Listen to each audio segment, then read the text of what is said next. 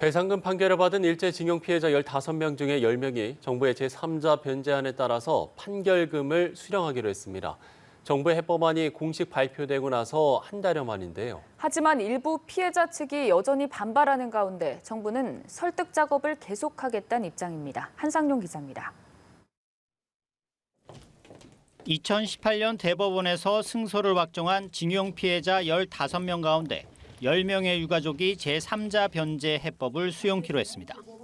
정부는 재단과 함께 해법 발표 직후부터 총 15분의 피해자 유가족들께 이해를 구하는 노력을 기울여 왔습니다.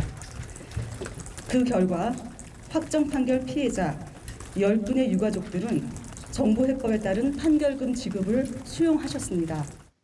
지난달 6일 행정안전부 산하 강제동원 피해자 지원재단을 통한 3자 변제안이 발표된 뒤 한 달여 만에 피해 배상금 지급 절차가 개시된 겁니다.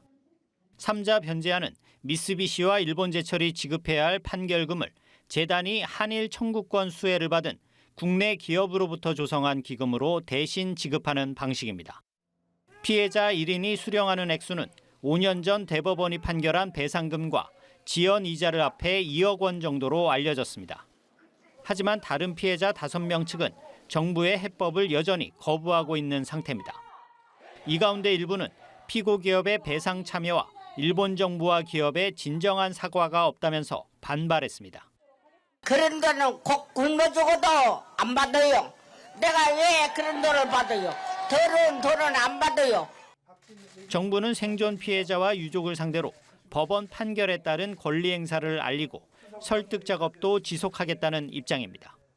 하지만 피해자 측 일부가 법적 대응에 나선 가운데 일본 정부에 이렇다 할 추가적 호응 조치가 없을 경우 그 부담은 더 커질 것으로 보입니다. 연합뉴스TV 한상용입니다.